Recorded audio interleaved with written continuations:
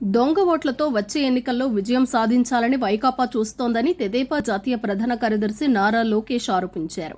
స్వయంగా సీఎం సలహాదారే దొంగ ఓట్లు వేసేందుకు సిద్ధమైన పరిస్థితి నెలకొందన్నారు. విజయనగరం జిల్లా రాజాంలో నిర్వహించిన శంకారావం బహిరంగ సభలో ఆయన మాట్లాడారు. వైకాపా ప్రభుత్వ తీరుపై విమర్శలు గుప్పించారు.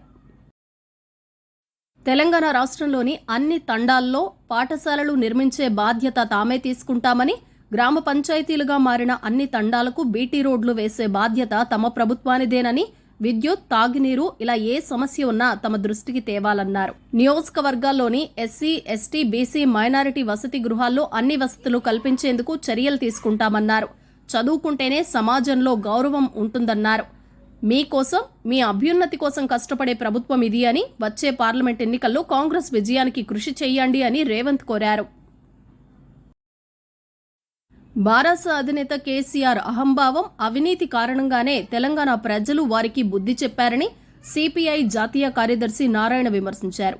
మేడిగడ్డ బ్యారేజీ పిల్లర్లు కుంగిపోతే కొంపలు మునిగిపోయినట్లు రాద్ధాంతం చేస్తున్నారని ఆయన అనటం వివేకవంతుడి లక్షణం కాదన్నారు.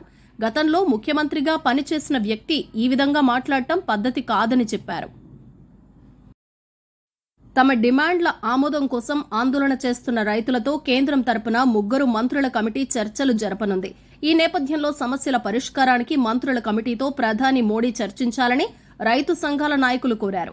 గురువారం శంభు సరిహద్దు ప్రాంతంలో కిసాన్ మజ్దూర్ సంఘర్ష్ కమిటీ ప్రధాన కార్యదర్శి మీడియాతో మాట్లాడారు.